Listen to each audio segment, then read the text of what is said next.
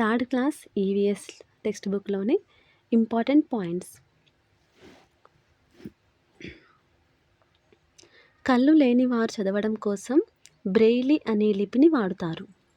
ఈ లిపిని Louis Braille కనిపెట్టాడు. ప్రతి సంవత్సరం డిసెంబర్ 3న ప్రపంచ దివ్యాంగుల దినోత్సవం జరుపుతారు. ప్రతి సంవత్సరం అక్టోబర్ 1న వృద్ధుల దినోత్సవం జరుపుతారు. అమ్మ, నాన్న, తాతయ్య, నాన్నమ్మ వాళ్ళ పూర్వీకుల వివరాలను తెలిపే పట్టికను వంశవృక్షం అంటారు. ప్రతి కుటుంబానికి ఒక చరిత్ర ఉంటుంది. దాన్ని కుటుంబ చరిత్ర అంటారు. ఆదాయం కోసం నైపుణ్యంతో చేసే పనులను వృత్తులు అంటారు. నవంబర్ 14న బాలల దినోత్సవం జరుపుకుంటారు. కొన్ని ఆటలను జంతువుల సహాయంతో ఆడతారు. పోలో అనే ఆటలో ఆటగాళ్ళు గుర్రాలపై స్వారీ చేస్తూ బంతిని మల్లెట్ అనే కర్రతో కొడుతూ ఆడతారు.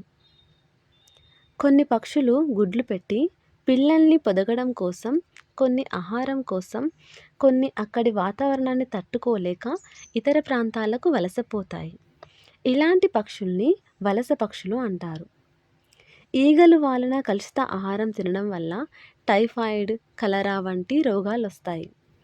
మురుగునీటిలో దోమలు పెరగకుండా కిరోసిన్ లేదా మలాథియాన్ వంటి మందులను పిచికారీ చేయాలి.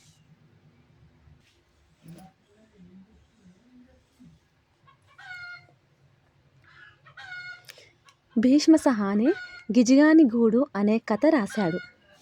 కలువ, తామర వంటివి నీటిలో పెరుగుతాయి. వీటిని నీటి మొక్కలు అంటారు. బ్రహ్మజముడు, నాగజముడు, కలబంద వంటివి నీరు తక్కువ ఉన్న ప్రాంతాలలో ఇసుకలోనూ పెరుగుతాయి. వీటిని ఎడారి మొక్కలు అంటారు. క్రోటన్ మొక్కలు రకరకాల రంగుల్లో ఉంటాయి. బాదం చెట్టు ఆకుల రంగు ఆకు వయస్సును బట్టి మారుతుంది. మన రాష్ట్రంలో కొండ ప్రాంతాల్లో, అడవి ప్రాంతాల్లో నివసించే వాళ్ళు అడవిలో దొరికే దుంపలు, తునికి పండ్లు, జామ పండ్లు, ఉసిరి, అల్ల నేరేడు పండ్లు, ఉడుగు పండ్లు మొదలగునవి తింటారు. రాజస్థాన్ రాష్ట్రంలో జొన్నలు ఎక్కువగా పండుతాయి. వారు జొన్న రొట్టెలు తింటారు. ఢిల్లీ, గుజరాత్, మధ్యప్రదేశ్, బీహార్ రాష్ట్రాలలో గోధుమలతో చేసిన రొట్టెలు, పూరీలు ఎక్కువగా తింటారు. తమిళనాడు, కర్ణాటక, కేరళ, తెలంగాణ, ఆంధ్రప్రదేశ్లలో వరి అన్నం తింటారు. గ్రామ పంచాయతీ కార్యాలయం లేదా గ్రామ సచివాలయం వారు గ్రామానికి మంచినీటి సరఫరా చేయడం, కాలువలు, వీధులు శుభ్రం చేయడం, వీధి దీపాలు వేయడం లాంటివి చేస్తారు.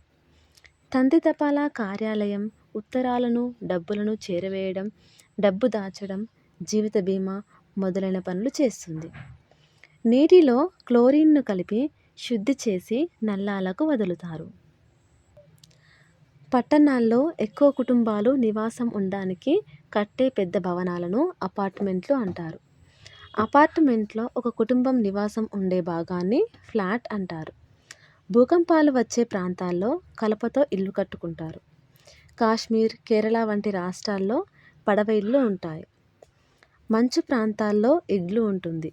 ఇది మంచుతో కట్టుకుంటారు. వర్షపు నీరు పైకప్పు మీద నిలవకుండా ఉండడానికి పెంకుటిల్లు పైకప్పును ఏటవాలుగా నిర్మిస్తారు. మన రాష్ట్రంలోని నిర్మల్ జిల్లా కొయ్య బొమ్మలకు ప్రసిద్ధి చెందింది. మన రాష్ట్రంలోని ఆదిలాబాద్ జిల్లాలో తయారయ్యే రంజన్లు ప్రసిద్ధమైనవి. ఎండాకాలంలో జనాలకు సరిపడా నీరు దొరకని పరిస్థితిని నీటి ఎద్దడి అంటారు.